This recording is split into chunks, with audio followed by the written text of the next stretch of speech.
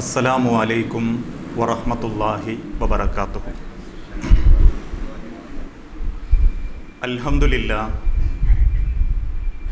അൽഹംദുലില്ലാഹി റബ്ബിൽ ആലമീൻ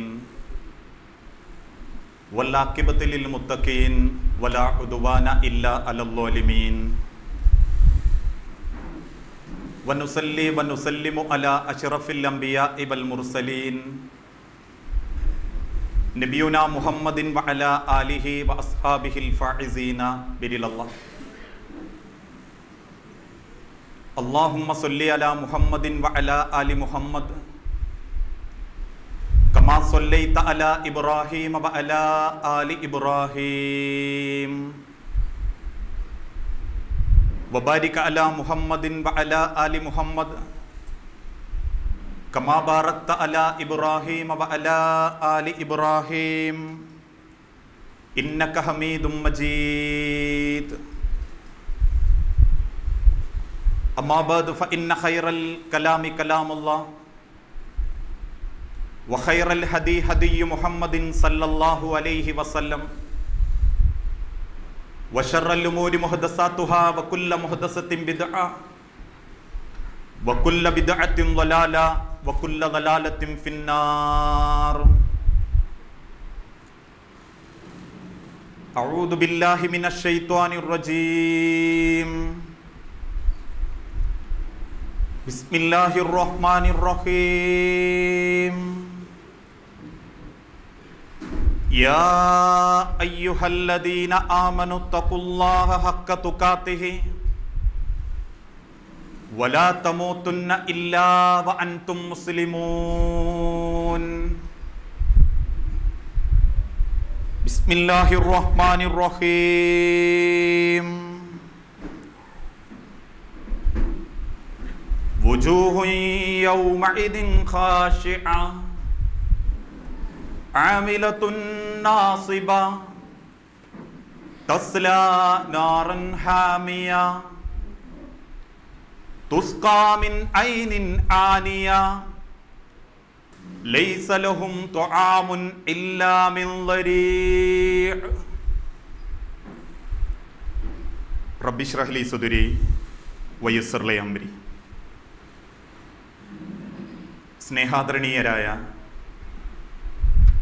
സത്യവിശ്വാസി വിശ്വാസിനി സുഹൃത്തുക്കളെ, സഹോദരങ്ങളെ, രക്ഷിതാക്കളെ, സർവലോക രക്ഷിതാവായ അള്ളാഹുവിൻ്റെ നിയമങ്ങളും നിർദ്ദേശങ്ങളും അന്ത്യപ്രവാചകൻ മുഹമ്മദ് മുസ്തഫ റസൂലുള്ളാഹി സല്ലല്ലാഹു അലൈഹി വസല്ലമയുടെ ജീവിതചര്യകളും മരണം വരെ സ്വന്തം ജീവിതത്തിൻ്റെ എല്ലാ രംഗത്തും സൂക്ഷ്മതയോടെ സ്വീകരിക്കണമേ എന്ന് ആദ്യമായി ഉണർത്തുകയാണ്. അമലുകൾ സ്വീകാര്യമാകണമെങ്കിൽ ഒരു വിശ്വാസിയുടെ ജീവിതത്തിൽ ഏതൊക്കെ കാര്യങ്ങൾ സൂക്ഷിക്കണമെന്നും ആ ചെയ്യുന്ന അധ്വാനത്തിന് കൂലി കിട്ടുന്നവരുടെ കൂട്ടത്തിൽ ഉൾപ്പെടാൻ ഒരു വിശ്വാസിക്കുണ്ടാവേണ്ട മര്യാദകളും സൂക്ഷ്മതകളും ഏതൊക്കെയാണെന്നും പഠിക്കാനും മനസ്സിലാക്കാനുമാണ് ഈ അല്പസമയം നമ്മൾ ഓരോരുത്തരും ഉപയോഗപ്പെടുത്തുന്നത്. ഏതൊരു മനുഷ്യനെ സംബന്ധിച്ചിടത്തോളവും അധ്വാനിച്ചതിൻ്റെ കൂലി കിട്ടുക, ആ കൂലി കരസ്ഥമാക്കുക എന്നുള്ളത് ഏതൊരു മനുഷ്യൻ്റെയും ആഗ്രഹമാണ്. നമ്മൾ അധ്വാനിക്കുന്ന അധ്വാനത്തിന് തക്കതായ കൂലി ലഭിച്ചിട്ടില്ല എങ്കിൽ, മറ്റൊരുത്തൻ്റെ കച്ചവട സ്ഥാപനത്തിലാണെങ്കിലും സ്വന്തമായിട്ട് ഏതെങ്കിലും ചില ബിസിനസ് കാര്യങ്ങളിലാണെങ്കിലും ഞാൻ അധ്വാനിക്കുന്ന അധ്വാനത്തിന് അർഹതപ്പെട്ട അംഗീകാരവും അതിൻ്റെ പ്രതിഫലവും അതിൻ്റെ കൂലിയും നമ്മളിൽ ആർക്കെങ്കിലും കിട്ടാതായിട്ടുണ്ടെങ്കിൽ അവരുടെ മുഖം വാടും, ദേഷ്യപ്പെടും, സങ്കടപ്പെട്ട് ആ പരാതി അവർ പലരോടും പറയും. അങ്ങനെ അർഹതപ്പെട്ട ഒരു അംഗീകാരവും കൂലിയും കിട്ടിയിട്ടില്ലെങ്കിൽ വല്ലാതെ സങ്കടപ്പെട്ടു പോകുന്ന ഒരു നിമിഷമാണത്. ഉദാഹരണമായി, ഒരു സ്ഥാപനത്തിന്റെ ഡയറക്ടർ വിളിച്ചു അവിടെയുള്ള ഒരു തൊഴിലാളിയോട് ഓർമ്മപ്പെടുത്തി, നാളെ രാവിലെ 10 മണിക്ക് അന്യരാജ്യക്കാരായ 2 ആളുകൾ എൻ്റെ ഓഫീസിലേക്ക് വരും. അവർക്ക് ഇഷ്ടം തോന്നുന്ന രൂപത്തിൽ നീ ഒരു പ്ലാൻ വരയ്ക്കണം. നീ എന്തൊക്കെ ത്യാഗം സഹിച്ചിട്ടാണെങ്കിലും എത്ര സമയമെടുത്തിട്ടാണെങ്കിലും ആ പ്ലാൻ നീ ഭംഗിയായി അവർക്ക് മുൻപിൽ ഹാജരാക്കാൻ വേണ്ടി കൊണ്ടുവരണം എന്നൊരു തൊഴിലാളിയോട് കേൾക്കുമ്പോൾ രാത്രി ഉറങ്ങാൻ പോലും മടിച്ച് തൻ്റെ ഏറ്റവും നല്ല കഴിവുപയോഗിച്ച് എല്ലാ സങ്കടങ്ങളിൽ നിന്നും മാറി നിന്ന് അത് വരച്ച് റെഡിയാക്കി രാവിലെ 9:45 ധൃതിപ്പെട്ട് അത് കാണിക്കാൻ വേണ്ടി തൻ്റെ ഓഫീസിലേക്ക് കയറി ചെല്ലുന്ന സമയത്ത് അതിൻ്റെ വാതിൽക്കൽ നിൽക്കുന്ന ആ വ്യക്തിയോട് തിരിച്ചു പറഞ്ഞു, നിങ്ങൾക്കകത്ത് കയറാൻ അവകാശമില്ല. ആ മനുഷ്യൻ തന്റെ കയ്യിലുള്ള ഡോക്യുമെന്റുകൾ കാണിച്ചിട്ട് പറയും, ഞാൻ ഇതിനു വേണ്ടി അധ്വാനിച്ചതാ. രാത്രി ഉറങ്ങാൻ പോലും മടിച്ച് എന്നെ കൊണ്ട് സാധിക്കുന്നത്ര വൃത്തിയാക്കാനും ഭംഗിയാക്കാനും ഞാൻ ശ്രമിച്ചിട്ടുണ്ട്. അതുകൊണ്ട് എന്നെ അകത്തേക്ക് വിടണം. വീണ്ടും അതിന്റെ അകത്ത് നിന്ന് പാറാവുകാരൻ തിരിച്ചു പറഞ്ഞു, നിങ്ങളുടെ വസ്ത്രം ശരിയല്ല. നിങ്ങൾ ഇന്ന് രാവിലെ കുളിച്ചിട്ടില്ല. കുളിക്കുകയും വസ്ത്രം ശരിയാവാതിരിക്കുകയും മൊത്തത്തിലൊരു സൂക്ഷ്മതക്കുറവുള്ളത് കൊണ്ട് നിങ്ങളെ അകത്തേക്ക് കയറ്റാൻ അനുവാദമില്ല എന്നൊരാൾ നമ്മളോടാണ് പറയുന്നതെങ്കിൽ അത്രയും കഷ്ടപ്പെട്ട ആ കഷ്ടപ്പാടിന്റെ ഡോക്യുമെന്റുകളും കയ്യിൽ പിടിച്ച് നിസ്സഹായനായി നിൽക്കുന്ന ആ മനുഷ്യനെ കണ്ടാൽ പോലും നമ്മളിൽ പലരും സങ്കടപ്പെടും. ഇത് ഈ ദുനിയാവിലുള്ള ഒരു കാര്യമാണെങ്കിൽ ഇങ്ങനെയുള്ള ഒരു അവസ്ഥ ലോകത്തിന്റെ സൃഷ്ടാവ് തീരുമാനിക്കുന്ന മഹിഷറാ ലോകത്ത് അധ്വാനിച്ച അധ്വാനത്തിന്റെ വലുപ്പവും അതിന്റെ മേന്മയും പറഞ്ഞ് റബ്ബിന്റെ മുൻപിൽ വിചാരണയ്ക്ക് നിൽക്കുന്ന സമയത്ത് നിന്റെ അമലുകളൊന്നും ശരിയായിട്ടില്ല, നിനക്ക് പ്രതിഫലാർഹമായ രൂപത്തിൽ ആ അമലുകളെ മാറ്റാനും അത് പ്രവർത്തിക്കാനും നിന്നെ കൊണ്ട് സാധിച്ചിട്ടില്ല. ഇന്ന് ലോകത്തിന്റെ സൃഷ്ടാവ് നമ്മളോട് പറയുന്ന അതിദയനീയമായ ഒരു അവസ്ഥയെക്കുറിച്ച് വിശുദ്ധ ഖുർആൻ നമ്മളെ ഓർമ്മപ്പെടുത്തിയിട്ടുണ്ട്. ആ ഒരു അവസ്ഥയെപ്പറ്റി നമ്മളൊന്ന് ആലോചിച്ചു നോക്കൂ. അവ്വൽ വക്തിന് സുബഹിക്ക് പള്ളിയിലെത്തുന്നവർ ഈ കൂട്ടത്തിലുണ്ട്. സാധിക്കുന്നത്ര നോമ്പനുഷ്ഠാനങ്ങൾ ഒഴിവാക്കാതെ സുന്നത്ത് നോമ്പെടുക്കുന്നവർ ഈ കൂട്ടത്തിലുണ്ട്. 10ഉം 100ഉം 1000ഉമായി തന്നെ കൊണ്ട് സാധിക്കുന്നത്ര ചെലവഴിക്കുന്നവരും ഇസ്ലാമിക പ്രബോധന രംഗത്ത് മുജാഹിദ് പ്രസ്ഥാനത്തിന്റെ ധൈര്യമായി മരണം വരെ ഈ ആദർശത്തിൽ അടിയുറച്ചു നിന്ന് മരിച്ചു പോകുന്നവരും നമ്മളെ കൂട്ടത്തിലുണ്ട്. അവരോടൊക്കെ നാളെ റബ്ബിന്റെ കോടതിയിൽ വെച്ച് നിങ്ങൾക്ക് റബ്ബിന്റെ കോടതിയിലേക്ക് പ്രവേശനമില്ല, നിങ്ങളെ അമലുകളൊന്നും അത്ര ശരിയായിട്ടില്ല, എന്നിൽ സ്വീകരിക്കപ്പെടുന്ന രൂപത്തിൽ ആ അമലുകൾക്ക് നിങ്ങളെ കൊണ്ട് ചെയ്യാൻ സാധിച്ചിട്ടില്ല എന്ന് റബ്ബ് പറയുമ്പോ ആ ദുരന്തത്തിന്റെ സെക്കൻഡുകളെ കുറിച്ച വിശുദ്ധ ഖുർആനിലൂടെ അല്ലാഹു തആല നമ്മളെ ഓർമ്മപ്പെടുത്തിയത്. ആ സൂര്യൻ ഒരു ചാണ് താഴെ, എങ്ങോട്ടാണ് റബ്ബേ എന്ന വെപ്രാളത്തിൽ പ്രവർത്തിച്ച അമലുകളെ കൊണ്ട് അള്ളാഹു സ്വർഗം തരും എന്ന വിശ്വാസത്തോടുകൂടി തന്റെ അമലുകളുമായി കാത്തിരിക്കുന്ന ചിലരുടെ മുഖം അന്നതാ തായ്മയുള്ളതായി നിങ്ങൾക്ക് കാണാം. അവരുടെ മുഖമാകെ പൊടിപുരണ്ടിരിക്കും. സങ്കടം കൊണ്ട് അവർ വിതുമ്പാൻ വേണ്ടി കാത്തിരിക്കും. ആരാണവർ?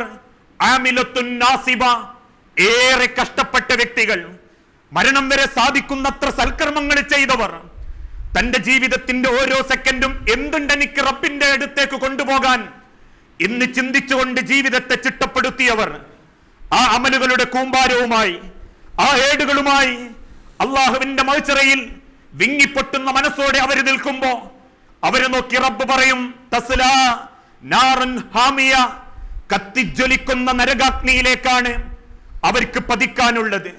ആ അമലുകളൊന്നും അവർക്ക് ഉപകാരപ്പെട്ടിട്ടില്ല. ആ നരകമാണ് അവരുടെ വാസസ്ഥലം.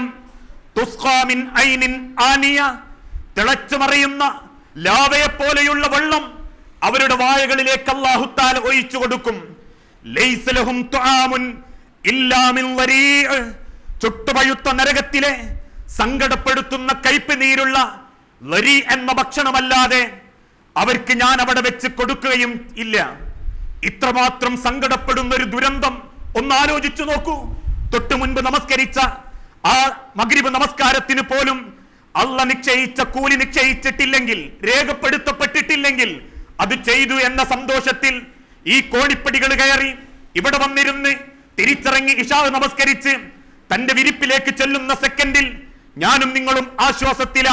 എന്തൊക്കെയോ ഞാൻ ചെയ്തിട്ടുണ്ട്, സാധിക്കുന്നത്ര ഞാൻ അധ്വാനിച്ചിട്ടുണ്ട്. പക്ഷേ അതൊന്നും അള്ളാഹുവിന്റെ കോടതിയിൽ ഉപകാരപ്പെടില്ല എന്നറിയുന്ന അവസ്ഥ വല്ലാത്തൊരവസ്ഥയാണ് മനുഷ്യരെ. ആ അവസ്ഥയെ കണ്ടിട്ട പലരും കരയുക, പലരും വെപ്രാളപ്പെടുക, വിങ്ങിപ്പൊട്ടുന്ന ഹൃദയവുമായി അല്ലാഹുവേ യാ വൈലനാ, എന്റെ നാശമേ, യാ വൈലത്തനാ, എന്റെ നാശമേ എന്ന് സങ്കടപ്പെടേണ്ടി വരിക. ആ അവസ്ഥയെ പറ്റി ലോകത്തിന്റെ തിരുദൂതൻ ഓർമ്മപ്പെടുത്തിയിട്ടുണ്ടെങ്കിൽ ഒന്നാലോചിച്ചു നോക്കൂ. സൽക്കർമ്മങ്ങൾ ചെയ്യാത്ത വ്യക്തികൾ നരകാവകാശിയാവും എന്നത് നമ്മൾക്ക് അംഗീകരിക്കാം. കള്ളുകുടിച്ചും പെണ്ണുപിടിച്ചും ഹറാമ് തിന്നും തോന്നിവാസങ്ങൾ ചെയ്തും ജീവിക്കുന്ന ഒരു വ്യക്തി നരകത്തിലേക്ക് പോകുന്നു, അത് നമ്മൾക്ക് അംഗീകരിക്കാം. പക്ഷെ ഇതൊക്കെ ചെയ്തിട്ടും സൽക്കർമ്മങ്ങൾ അത്രയും പ്രവർത്തിച്ചിട്ടും എനിക്കും നിങ്ങൾക്കും അല്ലാഹു തആല നരകമാണ് വരുന്നതെങ്കിൽ അതൊന്ന് കൂടെ പറയാൻ, എനിക്ക് വേണ്ടി ഒന്ന് സംസാരിക്കാൻ ഒരാൾ പോലും അല്ലാഹുവിന്റെ മഹ്ശറയിൽ ഉണ്ടാവില്ല. അതാണ് റബ്ബ് ഓർമ്മപ്പെടുത്തിയതും അലാ തസിറു വാസിറത്തുൻ വിസ്റ ഉഖ്റാ, ഒരാൾക്ക് വേണ്ടിയും മറ്റൊരാൾ വക്കാലത്ത് പറയില്ല.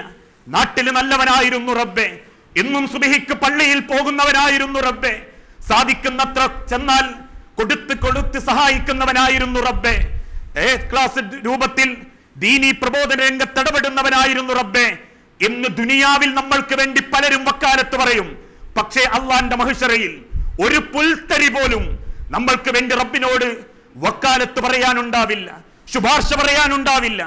ആ സെക്കൻഡിൽ അങ്ങനെ ഒരു ദുരന്താവസ്ഥ നമുക്ക് സംഭവിക്കാതിരിക്കാൻ ചില മുന്നൊരുക്കങ്ങൾ ജീവിച്ചിരിക്കുന്ന കാലത്ത് നമ്മൾ നടത്തണം. 6 അടി മണ്ണിലേക്ക് ചേർത്ത് വെച്ചാൽ പിന്നീട് മാറാനുള്ള സെക്കൻഡില്ല, തിരുത്താനും പറയാനും ഏൽപ്പിക്കാനുമുള്ള സെക്കൻഡുകളില്ല.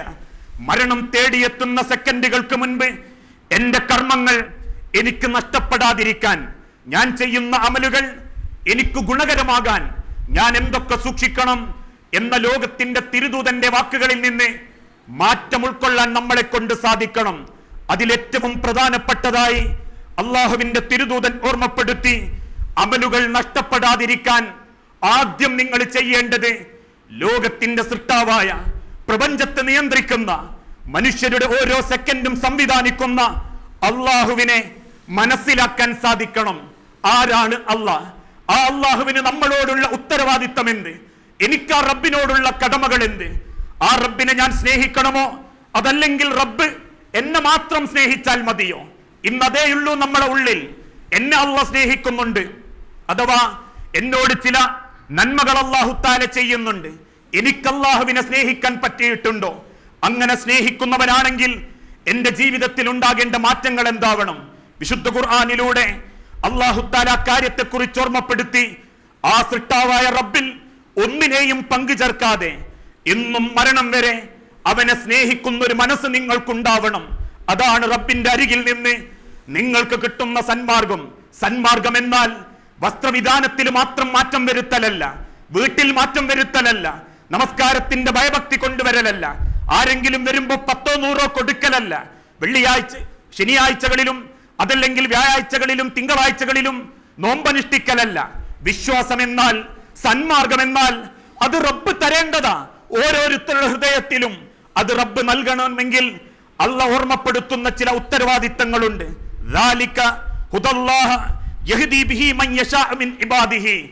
അത് അള്ളാഹുവിന്റെ സന്മാർഗമാ. ആ സന്മാർഗം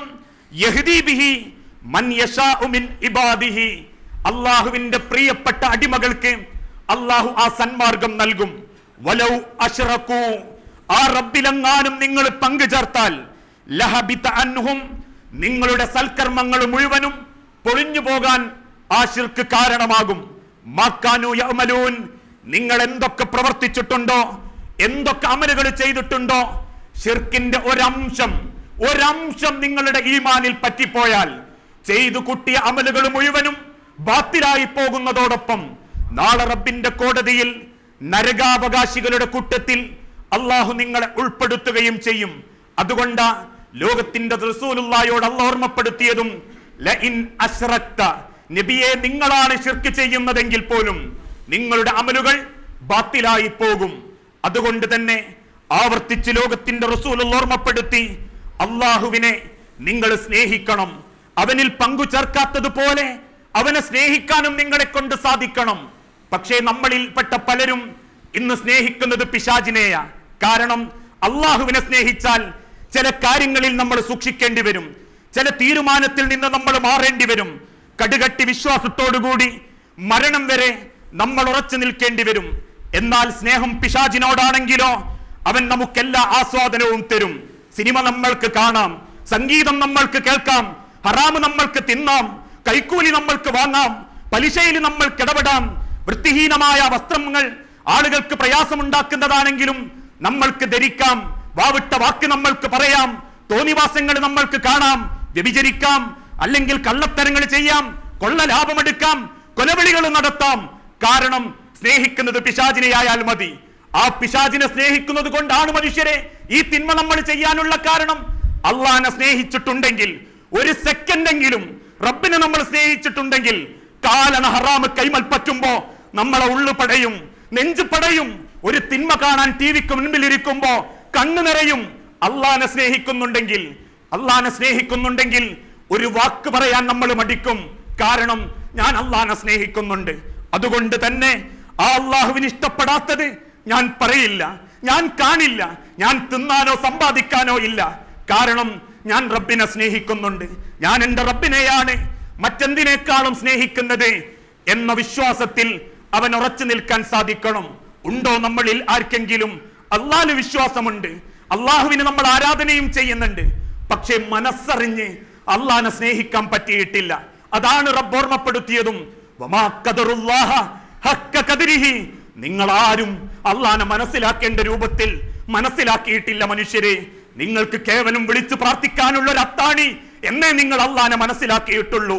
ആ അള്ളാഹ് നിങ്ങളോട് കാണിക്കുന്ന ഔദാര്യവും അവന്റെ കാരുണ്യവും അവൻ വെച്ച് നീട്ടിയ ജീവിതവും എങ്ങനെ തീർക്കണമെന്ന് നിങ്ങൾ പഠിച്ചിട്ടില്ല, നിങ്ങൾ അറിഞ്ഞിട്ടില്ല റബ്ബിനെ.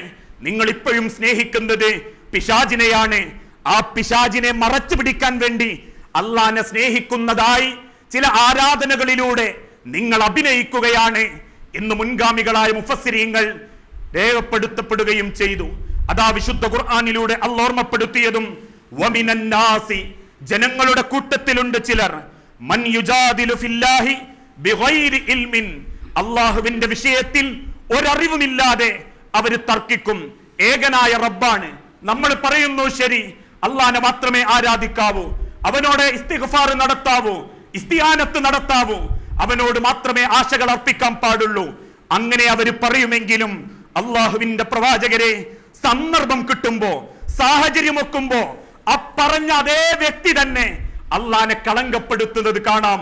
അവൻ തിന്മ ചെയ്തു തുടങ്ങും, അവൻ പിശാചിന്റെ കൂട്ടാളിയായി തുടങ്ങും. ധിക്കാരിയായ പിശാചിന്റെ പിന്നാലെ അവൻ പോകുന്നത് നിങ്ങൾക്ക് കാണാം. ഇന്ന ശൈത്വാന അദുവ്വുൻ, മനുഷ്യരെ പിശാച് അവൻ ശത്രുവാ. കാണാൻ മനസ്സിന് ഇമ്പം അവൻ തോന്നിപ്പിക്കുന്നുണ്ടെങ്കിൽ ശത്രുവാണവൻ. അവൻ നിങ്ങളെ കാണാനാ പ്രേരിപ്പിക്കുന്നത്, സമ്പാദിക്കാനാ പ്രേരിപ്പിക്കുന്നത്, ഹറാമ് തിന്നാനാ പ്രേരിപ്പിക്കുന്നത്. ഇന്ന ശൈത്വാന അദുവ്വുൻ ഫത്തഖിദൂഹു അദുവ്വാ. അതുകൊണ്ട് ആ പിശാചിനെ ശത്രുവായിട്ട് തന്നെ നിങ്ങൾ കാണണം. അള്ളാഹുവിന്റെ ശത്രുക്കളെ ശത്രുക്കളായിട്ട് കാണാൻ സാധിക്കണം. എങ്കിലേ നിങ്ങൾ ചെയ്യുന്ന അമല് അള്ളാന്റെ അരികിൽ ഉപകാരപ്പെടൂ. അല്ലെങ്കിൽ നിങ്ങൾക്കത് ഉപകാരപ്പെടുത്താൻ സാധിക്കുകയില്ല. ഒന്നും കൂടി ഒരു ഉദാഹരണത്തിന്റെ രൂപത്തിൽ പറഞ്ഞാൽ, എന്റെ മുൻപിലിരിക്കുന്ന ഇത്രയും ആളുകളോട് ഇസ്ലാമിൽ കളവ് പറയാൻ പാടില്ല, പരദൂഷണം പറയാൻ പാടില്ല എന്ന് പഠിച്ചവരൊന്ന് കൈവക്കട്ടെ എന്ന് പറഞ്ഞാൽ എല്ലാവരും കൈപൊക്കും. ആണാവട്ടെ, പെണ്ണാവട്ടെ, ചെറുപ്പക്കാരാവട്ടെ, മക്കളാവട്ടെ, വൃദ്ധരാവട്ടെ, കൈപൊക്കും. ആയ കാലത്ത് നമ്മൾ കേട്ടു തുടങ്ങിയതാ പരദൂഷണം പറയാൻ പാടില്ല, കള്ളത്തരം പറയാൻ പാടില്ല. ശരി, ആ ഈമാൻ നേടിയതിന് ശേഷം, ആ ദൈവവിശ്വാസം ഉണ്ടായതിനു ശേഷം ഇന്ന് വരെ ഞാൻ എൻ്റെ ആ അറിവ്, അറിഞ്ഞ അന്ന് മുതൽ ഇന്ന് വരെ ഞാൻ ഒരു കളവും പറഞ്ഞിട്ടില്ല, ഒരു പരദൂഷണവും ഞാൻ എന്റെ നാവ് കൊണ്ട് പറഞ്ഞിട്ടില്ല എന്നുറപ്പുള്ള ഒരുത്തൻ കൈപൊക്കട്ടെ എന്ന് പറഞ്ഞാൽ കൈപൊട്ടാൻ കൈ പൊങ്ങുന്നില്ലെങ്കിൽ അതാണ് ഇസ്ലാം പഠിപ്പിച്ചതും ഈമാനിന്റെ ലോകത്തിന്റെ റബ്ബ് പഠിപ്പിച്ച അമലുകൾ സ്വീകരിക്കാനുള്ള അള്ളാനെ സ്നേഹിക്കുന്ന ഒരു മനസ്സ് അത് നേടാൻ നമ്മളെ കൊണ്ട് സാധിച്ചിട്ടില്ല. അതുകൊണ്ടാ നമ്മൾ പരദൂഷണം പറയാനും ഹറാമ് കാണാനും തിന്നാനും വീണ്ടും നമ്മുടെ ജീവിതം മാറിപ്പോകാനുള്ള കാരണം. പക്ഷേ ലോകത്തിന്റെ റസൂലുള്ളാന്റെ സഹാബത്തോ അള്ളാഹുവിന്റെ ശത്രുവിനെ ശത്രുക്കളായി അവര് കണ്ടു, ഇസ്ലാമിന്റെ ശത്രുക്കളെ ശത്രുക്കളായിട്ടവര് കണ്ടു. അതുകൊണ്ടാണല്ലോ ലോകത്തിന്റെ റസൂലുള്ള ബദർ യുദ്ധത്തിന് പോകാൻ വേണ്ടി മദീനയിൽ സഹാബാക്കളെ സഫാക്കി നിർത്തുന്നു. ആ നിൽക്കുന്ന കൂട്ടത്തിൽ യുവാക്കളാ അധികവും. കിടക്കുന്ന കിടക്കപ്പായ വിറ്റ് കിട്ടിയ പണം കൊണ്ട് പിടിയില്ലാത്ത വാളും മൂർച്ചയില്ലാത്ത കുന്തവുമായി ആ ശത്രു സൈന്യത്തിന്റെ നേരെ പോകാൻ വേണ്ടി കാത്തിരിക്കുമ്പോ ഓരോരുത്തരും സന്തോഷത്തിലാ, അള്ളാഹുവിന് വേണ്ടി പുറപ്പെടുന്നു എന്ന സന്തോഷത്തിൽ. അങ്ങനെ പുറപ്പെടാൻ നേരത്ത് കേവലം 313 സഹാബത്തെയുള്ളൂ എന്നറിയുമ്പോ നവാർ റളിയല്ലാഹു അൻഹ എന്ന ഉമ്മയായ ഒരു സഹാബ വനിത സ്വന്തം മകനായ സയ്യിദ് ബിൻ സാബിത്ത് റളിയല്ലാഹു അൻഹുവിനെ കൈപിടിച്ച് റസൂലുള്ളാന്റെ പള്ളിയിലേക്ക് വന്നു. 12 വയസ്സുള്ള സഅദിന്റെ കൈപിടിച്ച് ഉമ്മ നവാർ റസൂലുള്ളാന്റെ മുൻപിൽ നിർത്തിയിട്ട് പറഞ്ഞു, അള്ളാഹുവിന്റെ പ്രവാചകരെ, എന്റെ മകനൊരു വാശി ആ യുദ്ധത്തിൽ പങ്കെടുക്കണമെന്ന്. അതുകൊണ്ട് പ്രവാചക, എനിക്ക് പ്രായപൂർത്തിയെത്തിയ മക്കൾ വേറെയില്ല. അതുകൊണ്ട് റസൂലേ, ഈ കുഞ്ഞിനെ നിങ്ങൾ യുദ്ധത്തിന് കൊണ്ടുപോകണം. പുഞ്ചിരിയോടെ റസൂലുള്ളാന്റെ തിരിച്ചുള്ള മറുപടി, അല്ലയോ അമാർ, ഒരിക്കലും ഈ കുഞ്ഞിനെ കൊണ്ടുപോകാൻ അനുവാദമില്ല. ശേഷം ആ കുഞ്ഞിനോട് ചോദിച്ചു, 12 വയസ്സുള്ള കുട്ടിയോട് ചോദിച്ചു, അല്ല സയ്യിദ്, എന്തുകൊണ്ടാ യുദ്ധത്തിന് പോകാൻ താല്പര്യം പ്രകടിപ്പിച്ചത്? ആ ചെറിയ കുട്ടിയുടെ തിരിച്ചുള്ള ചോദ്യം, അള്ളാഹുവിന്റെ പ്രവാചകരെ, ഞാൻ ജനിച്ച അന്ന് മുതൽ കേൾക്കുന്ന കേൾവിയ ഇസ്ലാമിന്റെ ശത്രുക്കളെ കുറിച്ച്, അള്ളാഹുവിൽ പങ്കുചേർക്കുന്ന ആ മക്കയിലുള്ള ബഹുദൈവ വിശ്വാസികളെ കുറിച്ച്. അള്ളാഹുവിന്റെ പ്രവാചകരെ, ബദറിൽ കണ്ടുമുട്ടാൻ പോകുന്നത് ആ ശത്രുക്കളെയാണെങ്കിൽ, ആ അള്ളാന്റെ ശത്രുക്കളെ ഒരാളെങ്കിലും എനിക്ക് കൊല്ലാൻ സാധിച്ചെങ്കിൽ അതല്ലേ പ്രവാചകരെ ഈ ആയുസ് തന്ന റബ്ബിനോട് ഞാൻ കാണിക്കേണ്ട സ്നേഹം? അതുകൊണ്ട് പ്രവാചക, എനിക്ക് നിങ്ങൾ അനുവാദം നൽകണം. തിരുദൂതൻ തിരിച്ചയക്കുമ്പോ ഉമ്മാന്റെ കൈപിടിച്ച് വിങ്ങിപ്പൊട്ടിക്കരയുന്ന ആ ചെറിയ കുട്ടിയുടെ ഈമാൻ, ആ വിശ്വാസമാണ് ചെയ്യുന്ന അമലുകൾ അല്ല സ്വീകരിക്കാൻ വേണ്ടി നമ്മളോട് അല്ല ആവശ്യപ്പെട്ട ഒന്നാമത്തെ യോഗ്യതയും. അടിയുറച്ച അള്ളാഹുവിനോടുള്ള സ്നേഹം. ഏത് കാര്യത്തിൽ ഇടപെടുമ്പോഴും അള്ളാഹിനെ ഓർമ്മിക്കുന്ന ചിന്ത. അത് ഒരുപാട് തവണ ഖുതുബകളിലൂടെ കേട്ടവരാ നമ്മളിൽ പലരും. മഹദി പ്രവാചകന്റെ കാലഘട്ടത്തിൽ, ഉമർ ഇബ്നുൽ ഖത്താബ് റളിയല്ലാഹു അൻഹുവിന്റെ കാലഘട്ടത്തിൽ പാലിൽ വെള്ളം ചേർക്കുന്ന പെൺകുട്ടി, ആ വെള്ളം ചേർക്കാതെ ഉമർ കണ്ടിട്ടില്ലെങ്കിലും അല്ല കാണുന്നില്ലേ ഉമ്മ എന്ന് ചോദിച്ച കഥ കേട്ട് കരഞ്ഞവരാ നമ്മൾ. ആട്ടിടനായ ചെറുപ്പക്കാരൻ ആടിനെ അറുത്ത് തിന്നാലും എന്നെയും നിങ്ങളെയും കാണുന്ന അള്ളാഹുവിനോട് എന്ത് മറുപടി പറയും എന്ന ചരിത്രം കെട്ടി വിങ്ങിപ്പൊട്ടിയവരാ നമ്മൾ. അതിനെ നമ്മൾക്ക് പറ്റിയിട്ടുള്ളൂ. സ്വന്തം നേർക്ക് വരുമ്പോ അള്ളാനെ സൂക്ഷിച്ചൊന്ന് വിങ്ങിപ്പൊട്ടാൻ നമ്മളെ കൊണ്ട് പറ്റിയിട്ടില്ല.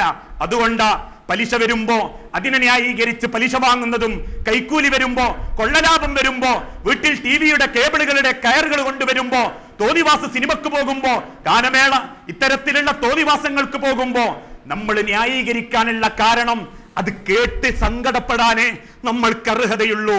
അത് ജീവിതത്തിൽ പകർത്താനുള്ള ഈമാനിന്റെ ശക്തി, അള്ളാഹിനോടുള്ള മഹബത്ത് നമ്മളെ ഹൃദയത്തിൽ വന്നിട്ടില്ല. ആ മഹബത്തില്ലാത്ത കാലത്തോളം ചെയ്യുന്ന അമലുകളിൽ ഒന്നുപോലും ഒരുപക്ഷെ അള്ളാന്റെ കോടതിയിൽ നമ്മൾക്ക് ഉപകാരപ്പെട്ടുകൊള്ളണമെന്നില്ല. ആളെ കാണിക്കാനും ബോധ്യപ്പെടുത്താനുമാ നിങ്ങൾ എന്റെ ആളായി കൂടിയത് എന്ന് റബ്ബ് പരലോകത്ത് വെച്ച് പറയുമ്പോ നിങ്ങൾക്ക് ആവശ്യമുള്ളത് മാത്രം നിങ്ങൾ സ്വീകരിക്കുകയും ആവശ്യമില്ലാത്തത് ചിലതൊക്കെ നിങ്ങൾ അങ്ങ് തള്ളിക്കളയുകയും ചെയ്തതല്ലേ എന്ന് റബ്ബ് ചോദിക്കുമ്പോ എന്തു മറുപടിയാ മുഅ്മിനീങ്ങളെ പറയാൻ കണ്ടുവച്ചിട്ടുള്ളത്?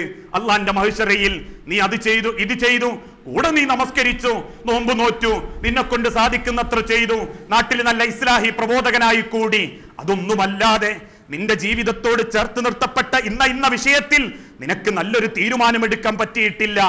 ആ നിലപാട് എന്തായിരുന്നു എന്ന് റബ്ബ് ചോദിക്കുന്ന ചോദ്യം മരിക്കുന്നതിന്റെ മുൻപ് ഉത്തരം കണ്ടെത്താൻ സാധിക്കണം. അതാണ് ചെയ്യുന്ന അമലുകൾ അള്ളാഹ് സ്വീകരിക്കാനുള്ള ഒന്നാമത്തെ യോഗ്യതയും. രണ്ടാമതായി ലോകത്തിന്റെ തിരുദൂതൻ ഓർമ്മപ്പെടുത്തി, അള്ളാഹു അവതരിപ്പിച്ച കാര്യങ്ങളിൽ അവിശ്വസിക്കുകയും വെറുക്കുകയും അതിനോടൊരു പുച്ഛം കാണിക്കുകയും ചെയ്താൽ, അത് ചെയ്യുന്ന കാര്യത്തിലല്ല, അള്ളാഹ് അവതരിപ്പിച്ച പ്രവാചകൻ സല്ലല്ലാഹു അലൈഹി വസല്ലമയിലൂടെ അവതരിപ്പിക്കപ്പെട്ട സ്ഥിരപ്പെട്ട വിഷയത്തോട് പുച്ഛവും അവഗണനയും വെറുപ്പും അവിശ്വാസവും നിങ്ങളുടെ ഹൃദയത്തിൽ തോന്നിയാൽ അത് അമലുകൾ, നിങ്ങൾ ഏത് അമലുകൾ ചെയ്താലും അതും നിങ്ങൾക്ക് ഉപകാരപ്പെടുകയില്ല. അവിശ്വാസത്തിന്റെ കാര്യമെടുക്കുമ്പോ പരലോകത്തിന്റെ വിഷയത്തിൽ ആവർത്തിച്ച് റബ്ബ് ഓർമ്മപ്പെടുത്തിയിട്ടില്ലേ, മനുഷ്യരെ 6 അടി മണ്ണിലേക്ക് വെക്കുമ്പോ ആ 6 അടി മണ്ണിൽ ബർസഖിയായ ഒരു ലോകമുണ്ട്. ആ ഖബർ എന്ന ലോകം, ആ ലോകത്തുള്ള മനുഷ്യർ കരയുന്നുണ്ട്. ആ കരച്ചിൽ നിങ്ങൾ കേൾക്കാതിരിക്കാനുള്ള കാരണം അള്ളാഹ് കാണിച്ച ഔദാര്യമാ. അതെങ്ങാനും നിങ്ങൾ കേട്ടിരുന്നെങ്കിൽ നെഞ്ചുപൊട്ടി നിങ്ങൾ മരിച്ചു പോകും. കാരണം അത്രമാത്രം ഭീകരമായ ശിക്ഷ ആ ഖബറിൽ നിങ്ങളെ കാത്തിരിക്കുന്നുണ്ട്.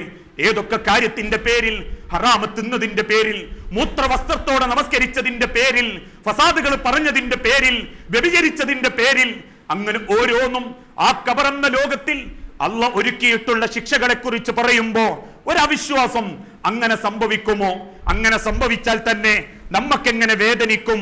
6 അടി മണ്ണിൽ വെക്കുന്നത് ആത്മാവിനെയല്ലേ, ശരീരം മണ്ണാവില്ലേ? പിന്നെങ്ങനെയാ വേദനിക്കുക? പിന്നെങ്ങനെയാ വാക്കൊളുത്തി പിടിച്ചള്ള വലിക്കുക? പിന്നെങ്ങനെയാ അള്ള അടിഭാഗത്ത് നിന്ന് തീയിടുക? പിന്നെങ്ങനെയാ അല്ലാഹു തആല അത് ചെയ്യുക ഇത് ചെയ്യുക എന്ന് അവിശ്വസിക്കല്ലേ? അള്ള ഓർമ്മപ്പെടുത്തിയിട്ടുണ്ടെങ്കിൽ, തിരുദൂതൻ പഠിപ്പിച്ചിട്ടുണ്ടെങ്കിൽ ആ മഹ്ശറ ലോകത്തേക്ക് എത്തുന്ന സെക്കൻഡ് വരെ നിങ്ങൾ അനുഭവിക്കേണ്ടി വരും. മഹ്ശറ ലോകത്തോ കട്ടവൻ കട്ടതുമായിട്ട് വരും. ആളുകൾ പരിഹസിച്ചിട്ടുണ്ട്, ഞാൻ കട്ടത് ലോറിയാണെങ്കിലോ ലോറി എന്റെ തലയിലുണ്ടാകുമോ? ഞാൻ കട്ടത് വാഹനമാണെങ്കിലോ, ഞാൻ കട്ടത് ഇന്നതാണെങ്കിലോ അത് ഞാൻ തലയിലെടുക്കുമോ എന്ന് ചോദിക്കുന്ന മുഅ്മിനീങ്ങളുണ്ട്. ലോകത്തിന്റെ തിരുദൂതൻ പഠിപ്പിച്ചിട്ടുണ്ടോ? നിങ്ങൾ ചെയ്ത ഓരോന്നും അള്ളാന്റെ ആ മഹ്ശറ ലോകത്ത് നിങ്ങൾക്ക് സാക്ഷിയായി വരും. അള്ളാഹ് ഓർമ്മപ്പെടുത്തിയതാ. കുടുംബം സാക്ഷിയായി വരും, കുടുംബം പരാതി പറയും.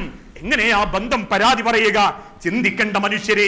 വാക്ക് മുദ്ര വെക്കുകയും കൈവിരലുകൾ ആ വിരൽ ചെയ്ത കുറ്റങ്ങൾ വിളിച്ചു പറയുകയും കണ്ണുകളും ചെവികളും നാവുകളും അത് ചെയ്ത കുറ്റങ്ങൾ വിളിച്ചു പറയുമെന്നും കാലുകളും മനുഷ്യന്റെ ചിന്തയും അവൻ ചെയ്ത കുറ്റങ്ങൾ വിളിച്ചു പറയുമെന്നും ഖുർആനിലൂടെ അല്ലാഹു തആല പഠിപ്പിച്ചിട്ടുണ്ടെങ്കിൽ ആമന്തു, അത് വിശ്വസിച്ചേ മതിയാകൂ. നമ്മളുടെ അമലുകൾ, ചെയ്ത കാര്യങ്ങൾ, ഓരോ കാര്യങ്ങളും അള്ളാന്റെ കോടതിയിൽ പറയും. അതുകൊണ്ട് പരലോകത്തിന്റെ വിഷയത്തിൽ അവിശ്വസിക്കേണ്ടതില്ല. ഈ ലോകം കഴിഞ്ഞാൽ പിന്നെ മരിക്കാത്തൊരു ലോകമാ. 2 ലോകം, മരണമില്ലാത്ത ലോകം. ആ ലോകത്ത് അല്ലാഹു തആല വിശദീകരിച്ചതുപോലെ, ലോകത്തിന്റെ റസൂലുള്ള പഠിപ്പിച്ചതുപോലെ അത് ഉൾക്കൊള്ളാൻ നമ്മളെ കൊണ്ട് സാധിക്കണം. ചിലര് വെറുപ്പ് കാണിക്കും ഇസ്ലാമിക കൽപ്പനകളിൽ. അതിലൊരു വെറുപ്പും ഒരു പുച്ഛവും അതൊക്കെ ഇക്കാലഘട്ടത്തിൽ പറയാൻ പറ്റുന്നതാണോ? പറഞ്ഞാൽ തന്നെ ആളുകൾ എന്ത് വിചാരിക്കും? നടപ്പിലാക്കാൻ പറ്റുന്ന വിഷയങ്ങളാണോ? ഉദാഹരണമായി നിങ്ങളുടെ കൈവിരലുകൾ നിങ്ങൾ നക്കണം, അല്ലെങ്കിൽ മറ്റൊരാളെ കൊണ്ട് നക്കിക്കണം. വെറുപ്പാ നമ്മൾക്ക്. എത്ര മുജാഹിദുകൾ, എത്ര മുസ്ലിമീങ്ങൾ തിന്നു കഴിഞ്ഞ് കൈകളിൽ പറ്റിക്കിടക്കുന്ന മാലിന്യങ്ങളുമായി, ഭക്ഷണ സാധനങ്ങളുമായി വാഷ് ബേസിൽ ചെന്ന് ഒരു പിടിയിലധികം ഭക്ഷണം കളയുമ്പോ ഒരു മനസ്സാക്ഷി കുത്തും ഒരു മുസ്ലിമിനും തോന്നാറില്ല. അള്ളാഹുവിന്റെ തിരുദൂതൻ പഠിപ്പിച്ചതോ ഒന്നുകിൽ നിങ്ങൾ നക്കണം, അല്ലെങ്കിൽ മറ്റൊരാളെ കൊണ്ട് നക്കിക്കണം. നമ്മൾക്ക് പുച്ഛമാ, വെറുപ്പാ. ആരാ ഇത് നക്കാൻ? എന്തിനായി നക്കിക്കൽ?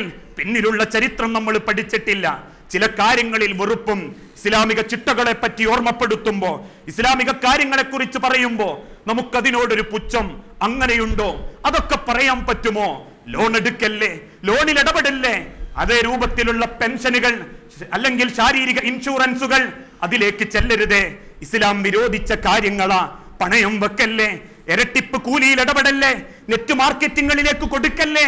ഇന്ന സ്ഥാപനത്തിൽ ആരോ വന്ന് ചോദിച്ചപ്പോ നോട്ടിരട്ടിപ്പിന് വേണ്ടി കൊടുത്ത് മാസത്തിൽ കിട്ടുന്ന 10,000 20,000 വെച്ച് മൂക്കുമുട്ട തിന്നല്ലേ എന്ന് ചോദിക്കും. ചിലർ വെറുപ്പോടെ ചോദിക്കും, ആരാപ്പത് ചെയ്യാത്തത്? ആരാപ്പ അങ്ങനെയൊക്കെ നോക്കി ജീവിക്കുന്നത്? പിന്നെ ഓരോരുത്തരുടെയും സൗകര്യമല്ലേ. വീടൊന്ന് എടുക്കണമെന്ന് കരുതി, അതൊന്ന് പണയപ്പെടുത്തി എന്ന് കരുതി, ആ വീട് പണയ വസ്തുവിലാണെന്ന് കരുതി, വാഹനം പണയമാണെന്ന് കരുതി, അതൊക്കെ എത്ര വാശി പിടിക്കാനുണ്ടോ എന്ന് ചിലർ ചോദിക്കും. അവര് നിസ്കരിക്കുന്നവരാകും, നോമ്പനുഷ്ഠിക്കുന്നവരാകും, അമലുകൾ ചെയ്യുന്നവരാകും. പക്ഷേ അള്ളാഹുവിന്റെ പ്രവാചകരെ, അവരെ ആ പുച്ഛമുണ്ടല്ലോ, അവരെ ആ പരിഹാസമുണ്ടല്ലോ, അവരുടെ ആ അവിശ്വാസിച്ച മനസ്സുണ്ടല്ലോ. അത് കാരണം അവർ ചെയ്യുന്ന അമലുകളൊന്നും അള്ളാന്റെ അരികിലേക്ക് ഉയർത്തപ്പെടുന്നില്ല. വല്ലദീന കഫറൂ, അതായത് അവിശ്വസിച്ച ആളുകൾ, ഫതഅസല്ലഹും, അവർക്ക് നാശം തന്നെയാണ് ബാക്കി.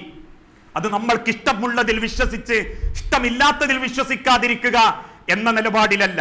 ഒരു കാര്യം അള്ളാഹ് ഓർമ്മപ്പെടുത്തിയിട്ടുണ്ടെങ്കിൽ ആ വിഷയം ഞാൻ വിശ്വസിച്ചിട്ടുണ്ട് റബ്ബേ, എന്നെ കൊണ്ട് അതിൽ സൂക്ഷിക്കാൻ പറ്റുന്നില്ല എന്നുള്ളതൊരു കാരണ എന്ന് പറയല മര്യാദ. സംഗീതം ഹറാമാണെന്ന് പറയുമ്പോ അള്ളാഹുവേ അതെനിക്കറിയാം റബ്ബേ, പക്ഷെ എന്നെ കൊണ്ട് അത് സൂക്ഷിക്കാൻ പറ്റുന്നില്ല. പലിശ ഹറാമാണെന്ന് റബ്ബ് പറയുമ്പോ ഉറപ്പാണ് റബ്ബേ, പെറ്റുമ്മാനെ വ്യഭിചരിച്ച് കൂട്ടിക്കൊടുത്ത് കിട്ടിയ 30-ൽ ഒരംശം തിന്നുന്നവനെ പോലെയാ പലിശയിൽ ഒരംശം തിന്നുന്നവൻ എന്ന് ഞാൻ പഠിച്ചിട്ടുണ്ട് റബ്ബേ. പക്ഷേ എന്നെ നന്നാക്കണേ നാഥ എന്ന് പറയുന്നത് മര്യാദയാ, മാന്യതയാ. അതല്ലാതെ അതൊന്നും ഇന്നത്തെ കാലഘട്ടത്തിൽ പറ്റൂല, അതൊന്നും നമ്മളെ കൊണ്ട് നോക്കിയാ കൂടൂല എന്ന് പറയുന്നത് അവിശ്വാസത്തിന്റെ സംസാരമാ, അവിവേകത്തിന്റെ സംസാരമാ. ആ അവിവേകികൾക്ക് ഫതഅസല്ലഹും, അവർക്ക് നാശം, വഅളല്ല അഅമാലുഹും, അവരുടെ ചെയ്ത അമലുകൾ മുഴുവനും അത് പാഴാക്കി കളയും അല്ലാഹു. ദാലിക ബിഅന്നഹും കരിഹു മാ അൻസലല്ലാഹു, അല്ലാഹു അവതരിപ്പിച്ചതിനെ വെറുത്ത കാരണത്താൽ അല്ലാഹ് കൊടുക്കുന്ന ശിക്ഷയാണത്. അല്ലാഹ് അവതരിപ്പിച്ച വിഷയത്തോട് വെറുപ്പ് പ്രകടിപ്പിച്ചതിനാൽ അല്ലാഹ് കൊടുക്കുന്ന ശിക്ഷ. ഫഅഹ്ബത അഅമാലുഹും, ഒരു കാര്യത്തോടെ അവർ വെറുപ്പ് കാണിച്ചിട്ടുള്ളൂ എങ്കിലും അവർ ചെയ്ത മുഴുവൻ കാര്യങ്ങളും ആ വെറുപ്പ് കൊണ്ട് അല്ലാഹു തആല ബാത്തിലാക്കി കളയും. സുബ്ഹാനല്ലാഹ്, ചെയ്തത് ഒരു വിഷയത്തിലുള്ള വെറുപ്പ. നിര്യാണിക്ക് മേലെ വസ്ത്രം ഉടുക്കണം, സ്ത്രീകൾ ഇടുകിപ്പിടിച്ചത് ധരിക്കരുത്, ലെഗിൻസ് ടൈറ്റ്സ് കുടുംബത്തിൽ ഹലാലല്ല എന്നൊരു വിഷയം പറയുമ്പോ ആരാപ്പത് ഉടുക്കാത്തതെന്നൊരു ചോദ്യമേ അവൾ ചോദിച്ചിട്ടുള്ളൂ, അവൻ ചോദിച്ചിട്ടുള്ളൂ. പക്ഷേ കല്യാണത്തിന്റെ അന്ന് ഒരു പട്ടുവസ്ത്രം ധരിച്ചാൽ എന്താ എന്നേ ആ വാപ്പ ചോദിച്ചിട്ടുള്ളൂ. കല്യാണത്തിന്റെ തലേന്ന് രാത്രി ഒരു ചെറിയ മൈലാഞ്ചി കല്യാണം, ഒരു ചെറിയ വർണ്ണശബളമായ ഒരു മാപ്പിളാപ്പാട്ടിന്റെ ഇശല് എന്നേ ആ വാപ്പ പറഞ്ഞിട്ടുള്ളൂ. ഒരൊറ്റ നിഷേധം കൊണ്ട്, പരിഹാസം കൊണ്ട്, അവിശ്വാസം കൊണ്ട്, പുച്ഛം കൊണ്ട് അവൻ ചെയ്ത സകല കർമ്മങ്ങളും അല്ലാഹ് ബാത്തിലാക്കി കളയും. അതാണ് റബ്ബിന്റെ തീരുമാനം.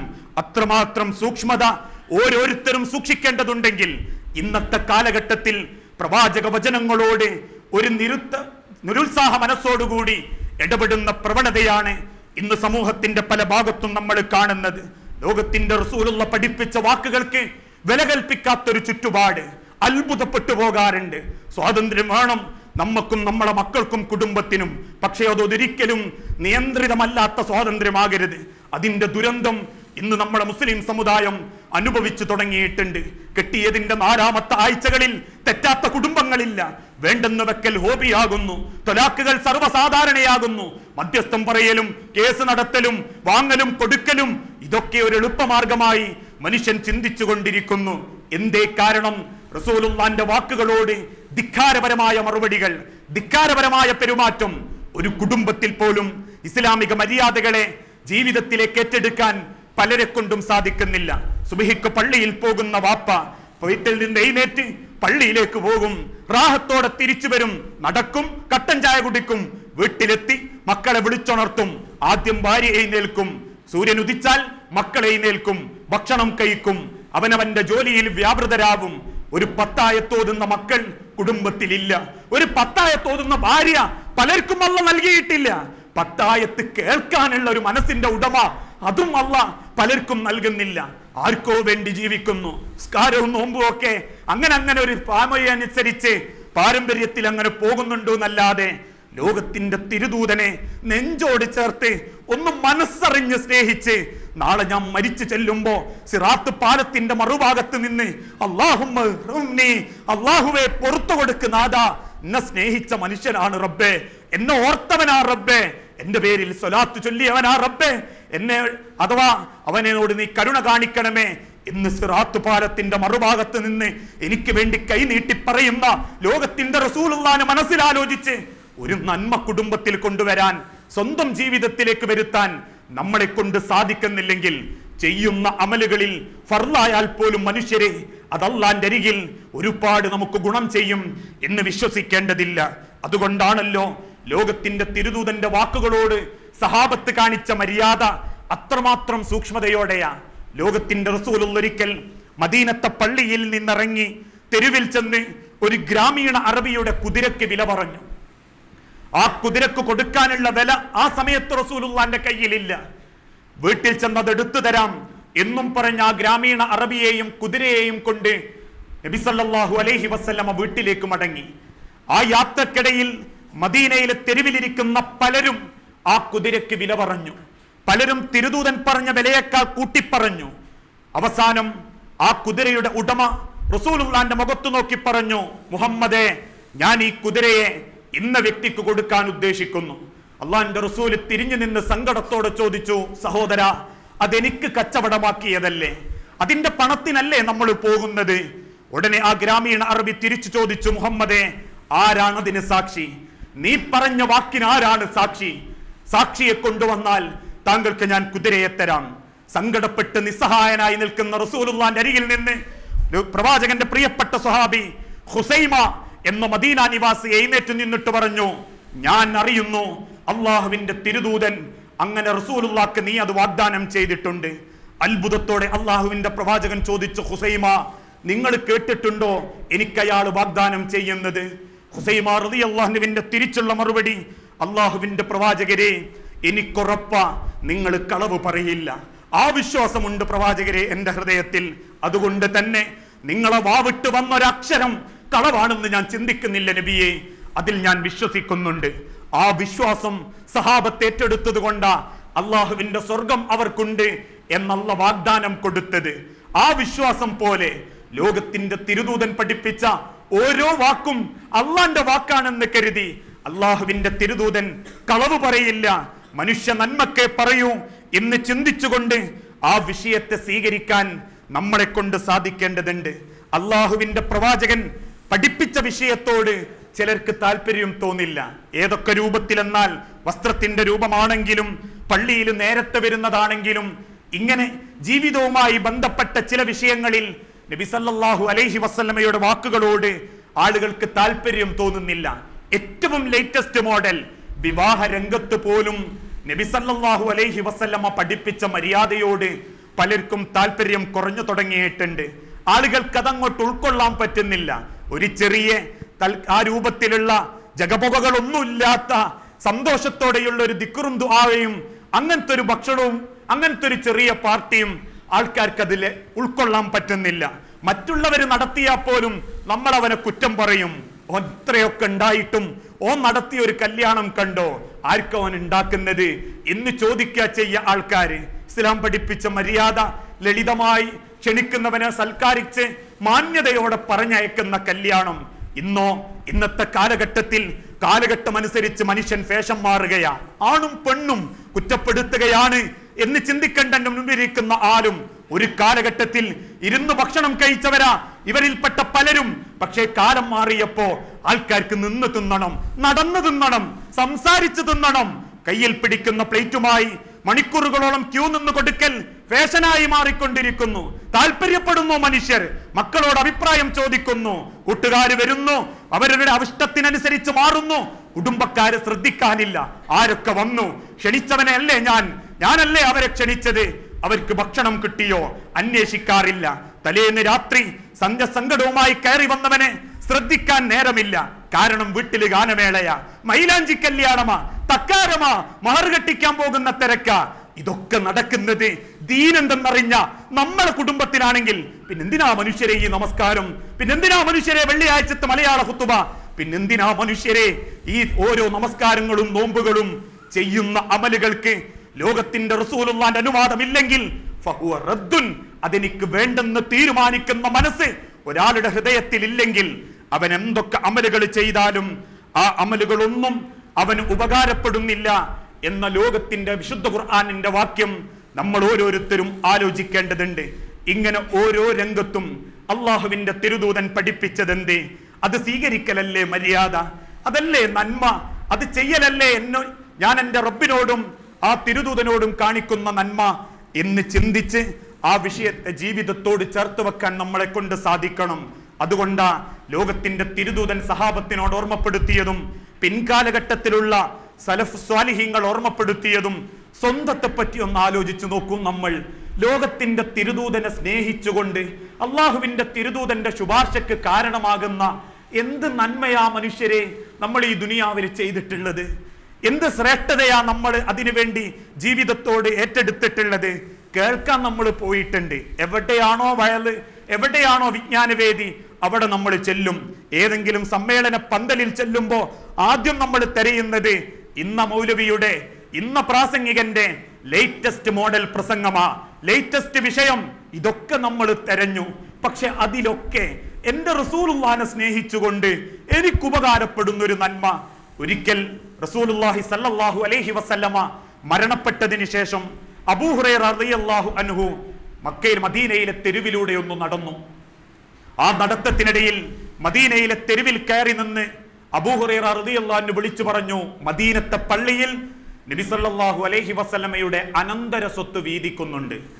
ആര് ചെന്നാലും ചെല്ലുന്നവർക്കൊക്കെ അത് കിട്ടും. കച്ചവടം ഒഴിവാക്കി പലരും ഓടിച്ചെന്ന് നോക്കിയപ്പോ കണ്ടത് ഒരു കൂട്ടം ആളുകൾ ഖുർആൻ ഓതുന്നു, ഒരു പറ്റം ആളുകൾ നമസ്കരിക്കുന്നു, ഒരു പറ്റം ആളുകൾ പള്ളിയുടെ ഒരു ഭാഗത്തിരുന്ന് നല്ല കാര്യങ്ങൾ അങ്ങോട്ടും ഇങ്ങോട്ടും സംസാരിക്കുന്നു. തിരിച്ചു വന്ന ആളുകൾ ദേഷ്യത്തോടെ പറഞ്ഞു, അബൂ ഹുറൈറ, കളവ് പറയാനാണോ താങ്കൾ പഠിച്ചത്? മദീനത്തെ പള്ളിയിൽ എവിടെയാ റസൂലുള്ളാഹിന്റെ അനന്തര സ്വത്ത്? സങ്കടത്തോടെ അബൂ ഹുറൈറ റളിയല്ലാഹു അൻഹു ചോദിച്ചു, നിങ്ങൾ എന്തേ കണ്ടത് ഇങ്ങനെയൊക്കെ? അബൂ ഹുറൈറ റളിയല്ലാഹു അൻഹു തിരിച്ചു പറഞ്ഞു, വൈലക്കും, നാശം മനുഷ്യരെ, ലോകത്തിന്റെ തിരുദൂതൻ ഈ ലോകത്ത് ഉപേക്ഷിച്ചു പോയത് അള്ളാന്റെ വേദഗ്രന്ഥവും നമസ്കാരത്തിന്റെ രൂപവും നന്മ തിന്മകളെ പറ്റിയുള്ള മുന്നറിയിപ്പുമാ. ആ കാര്യങ്ങളൊന്ന് മനസ്സിരുത്തി ചിന്തിച്ച് സ്വന്തം ജീവിതത്തോട് അതിനെ ചേർത്ത് വെക്കാൻ പറ്റാത്ത വൈലക്കും, നാശം പിടിച്ച മനുഷ്യരെ, ലോകത്തിന്റെ റസൂലുള്ളാഹിന്റെ വാക്കുകളോട് ഇങ്ങനെ അനാദരവ് കാണിക്കരുതേ എന്നോർമ്മപ്പെടുത്തിയിട്ടുണ്ട് എങ്കിൽ എനിക്കും നിങ്ങൾക്കും റസൂലുള്ള ഉപേക്ഷിച്ചു പോയ അനന്തര സ്വത്ത് അതേയുള്ളൂ. നല്ല കാര്യങ്ങളും നല്ല പ്രവർത്തനങ്ങളും വിശുദ്ധ ഖുർആനും കൃത്യമായ നമസ്കാരങ്ങളും. അതാണ് ചെയ്യുന്ന അമലുകൾ അള്ളാന്റെ അരികിലേക്ക് സ്വീകരിക്കപ്പെടാനുള്ള രണ്ടാമത്തെ യോഗ്യത. മൂന്നാമത്തെ യോഗ്യത, ഇത് പറയുമ്പോൾ നമ്മളിൽ പലർക്കും വെറുപ്പ് തോന്നിയേക്കാം. ഒന്നാമത്തത് ചിലർക്കുണ്ട്, രണ്ടാമത്തെ യോഗ്യതയും ചിലർക്കുണ്ട്. ഇത് രണ്ടുമുള്ളവരിൽ പോലും മൂന്നാമത്തെ യോഗ്യതയുണ്ടാവില്ല. ഏതാണ് ആ യോഗ്യത? ലോകത്തിന്റെ റസൂലുള്ള ഓർമ്മപ്പെടുത്തി, സ്വഭാവത്തിൽ കാപഢ്യമുണ്ടാവരുത്, കള്ളനാവരുത്. ചുരുക്കി പറഞ്ഞാൽ നിങ്ങളുടെ സ്വഭാവം അത് നന്നാക്കാൻ നിങ്ങളെ കൊണ്ട് സാധിക്കണം. സ്വഭാവം എന്നാൽ ഏതെങ്കിലും ചില വിഷയങ്ങൾ മാത്രമല്ല.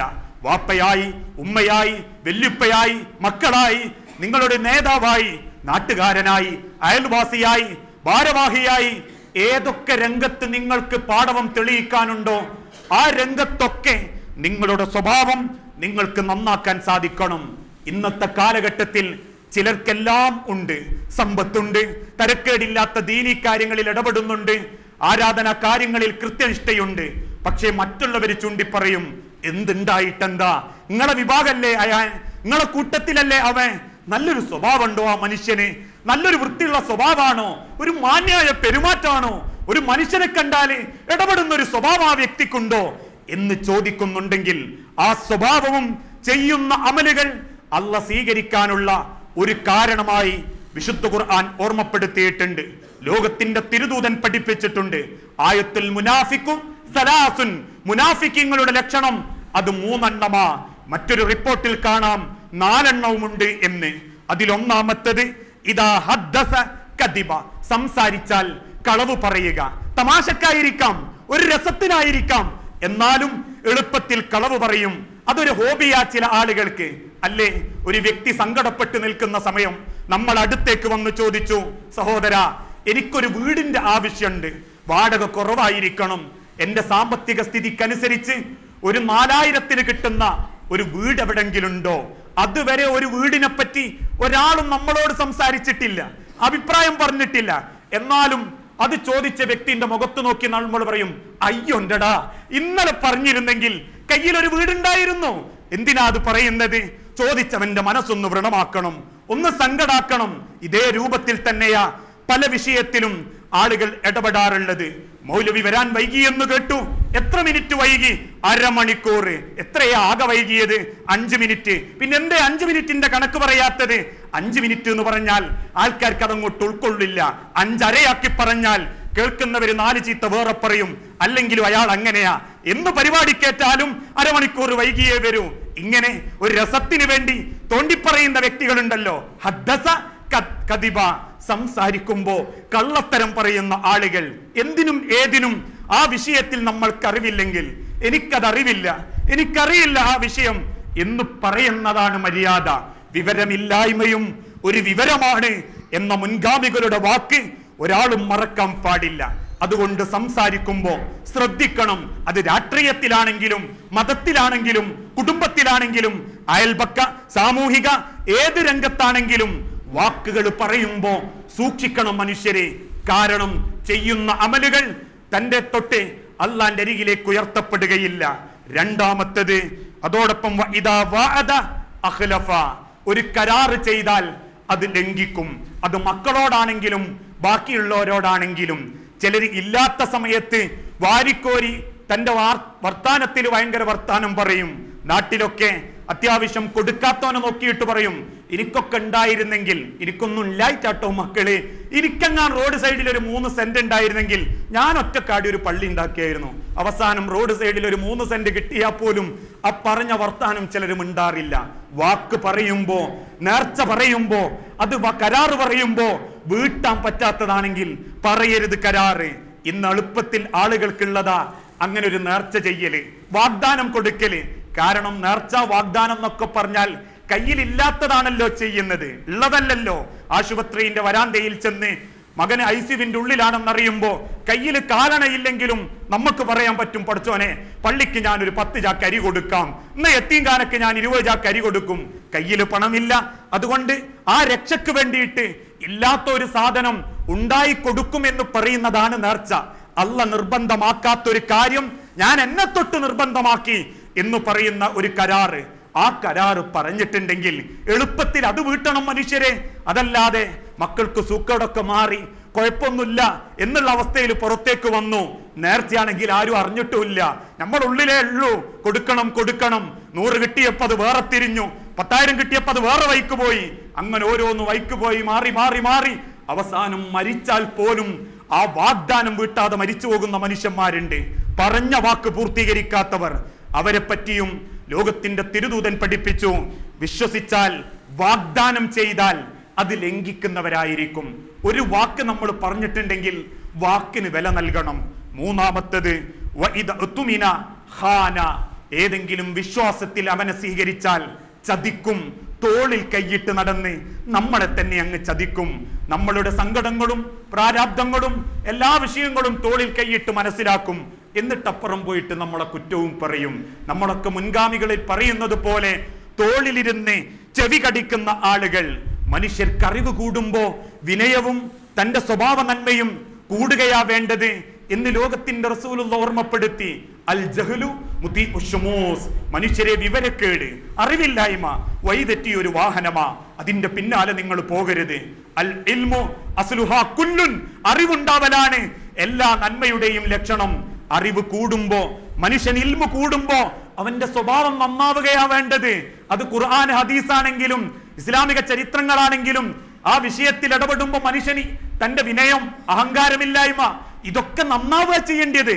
ഇന്ന് ആളുകൾക്ക് വയലെമ്പാടും കേട്ടിട്ടും ഖുതുബ എമ്പാടും കേട്ടിട്ടും അഹങ്കാരത്തിനും അസൂയക്കും പരസ്പരമുള്ള ചെളിവാരിയലെറിയനും നാണം കെട്ട വർത്തമാനങ്ങൾക്കും പകയ്ക്കും വെറുപ്പിനും വിദ്വേഷത്തിനും കുറവില്ലെങ്കിൽ പിന്നെന്ത് നന്മയാ മനുഷ്യരെ നമ്മളെ സ്വഭാവത്തിലുള്ളത്?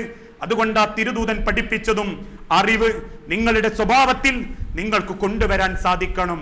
റസൂലുള്ളാന്റെ സഹാബത്തോ അറിവ് കിട്ടിയാൽ, അറിവ് നേടിയാൽ പിന്നെ അവരുടെ വിനയം മറ്റൊരാൾക്ക് മനസ്സിലാകുന്ന രൂപത്തിൽ അതവർ പ്രകടിപ്പിക്കുമായിരുന്നു. നമ്മളെക്കാൾ ഏറെ ശ്രേഷ്ഠന്മാരായിരുന്ന സഹാബാക്കൾ അമ്മാർ ഇബ്നു യാസിർ റളിയല്ലാഹു അൻഹു, നമ്മൾ കേട്ടതൊരു ചരിത്രമേയുള്ളൂ. അമ്മാർ റളിയല്ലാഹുവിന്റെ വാപ്പ യാസിറിനെയും ഉമ്മയെയും മൃഗീയമായി ശത്രുക്കൾ കൊല്ലുകയും പീഡിപ്പിക്കുകയും ചെയ്ത ചരിത്രം. ആ ത്യാഗം കണ്ടു വളർന്ന മകൻ അമ്മാർ റളിയല്ലാഹു അൻഹു ദാരിദ്ര്യത്തിന്റെ സങ്കടങ്ങളിൽ നെഞ്ചുരുകി ജീവിക്കുമ്പോഴും ഒരില്ല പാട്ടും ആ സഹാബി മറ്റുള്ളവരോട് പറഞ്ഞിട്ടില്ല. ഇസ്ലാമിന്റെ പേരിൽ ആദ്യമായി ഷഹീദാക്കപ്പെട്ടവന്റെ കുടുംബമാണ് റബ്ബേ എന്ന് പറഞ്ഞ് റസൂലുള്ളാന്റെ പിന്നാലെ ഔദാര്യം പറ്റാൻ വന്നിട്ടില്ല.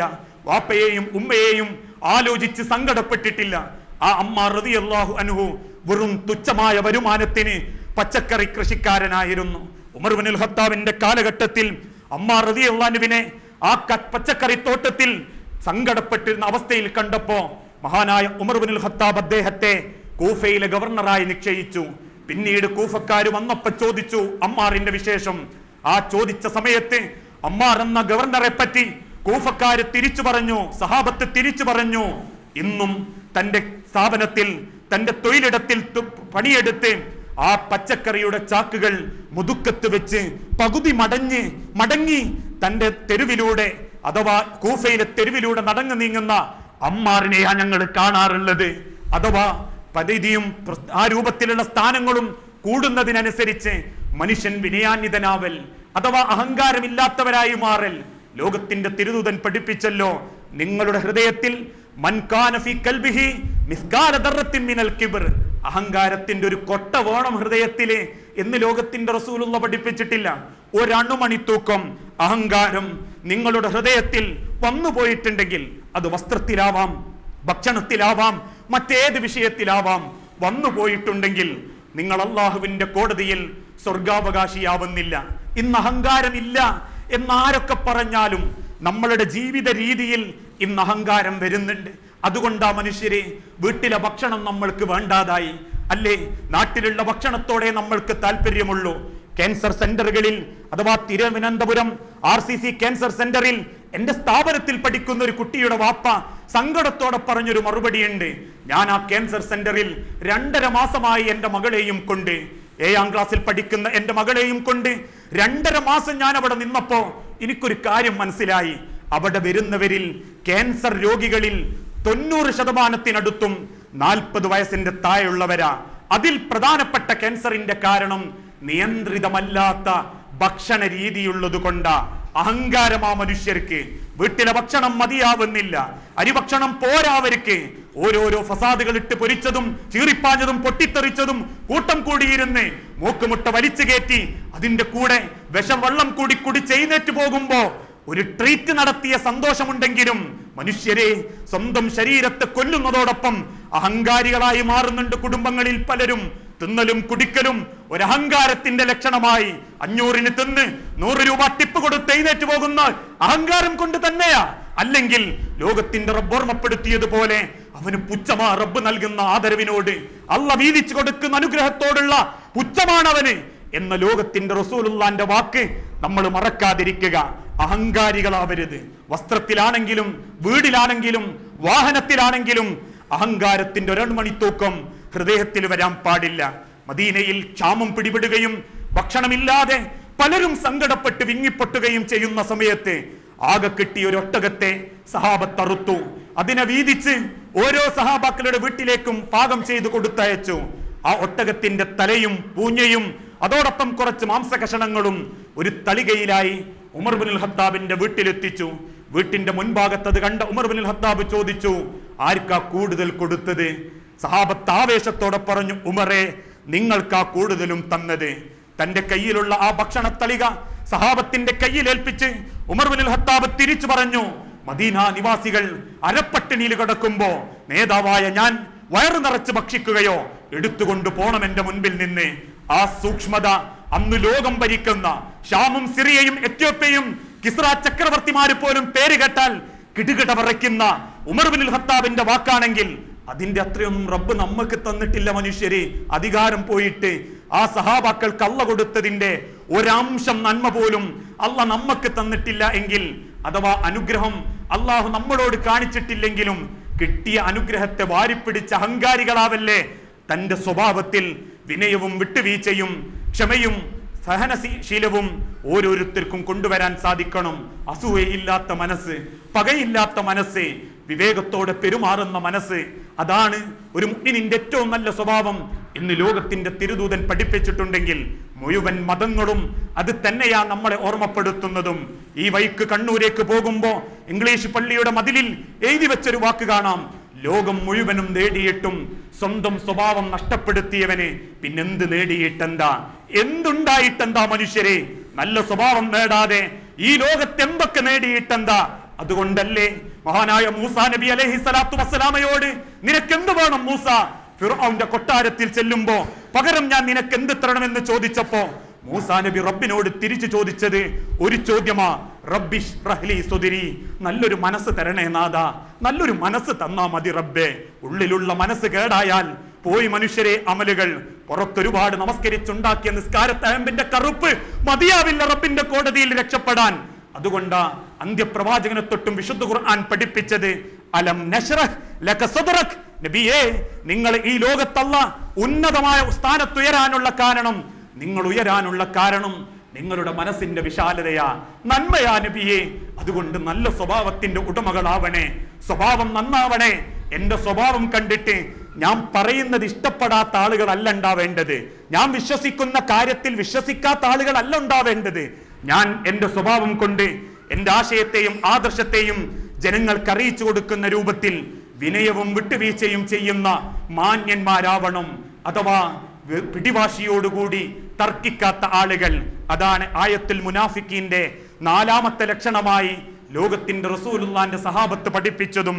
വഇദാ ഖാസമ ഫജറ, തെമ്മാടികളെ പോലെ തർക്കിക്കും ചിലര്. വാവിട്ട വാക്കവര് പറയും. ആള് കാണാൻ പുറത്തുഷാറായിരിക്കും, തനി സ്വഭാവം കാണണേ, ലേശം ചൂടായാൽ മതി, ഒരല്പം ദേഷ്യം മനസ്സിനെ പിടിച്ചാൽ മതി, പച്ച സ്വഭാവം അയാൾ പുറത്തു കാണിക്കും. നാവിനാലും പെരുമാറ്റത്താലും അയാളുടെ സ്വഭാവം കുടുംബത്തിൽ കാണിച്ചു തുടങ്ങും. ഇന്ന് മുൻഗാമികളായ സലഫികൾ പറഞ്ഞിട്ടുണ്ടെങ്കിൽ സ്വഭാവത്തിന്റെ നന്മയും നമ്മളുടെ അമലുകൾ അല്ലാഹ് സ്വീകരിക്കാനുള്ള ഒരു കാരണമാ.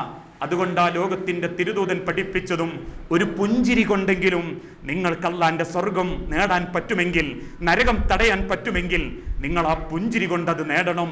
ഒരു കാരക്കയുടെ ചീള് കൊണ്ടെങ്കിലും നിങ്ങൾക്ക് നരകത്തിൽ നിന്ന് രക്ഷപ്പെടാൻ പറ്റുമെങ്കിൽ നിങ്ങൾ അതിനു വേണ്ടി പരിശ്രമിക്കണം എന്ന് ലോകത്തിന്റെ തിരുദൂതൻ പഠിപ്പിച്ചിട്ടുണ്ടെങ്കിൽ, മനുഷ്യരെ, എന്റെ സഹോദരങ്ങളെ, നമ്മൾ ചെയ്യുന്ന അമലുകൾ ഈ ദുനിയാവിൽ ആളെ ബോധിപ്പിക്കാനല്ല, വിലയിരുത്താനും 4 ആളെ കണ്ണിൽ പൊടിയിട്ട് നല്ലൊരു ബന്ധം തരപ്പെടുത്തി മക്കളെ കെട്ടിക്കാനും അല്ല, മറിച്ച് ആഖിറത്തിൽ ചെല്ലുമ്പോ അള്ളാന്റെ കോടതിയിൽ ചെയ്ത അമലുകൾ ഉപകാരപ്പെടുത്താൻ വേണ്ടിയാ.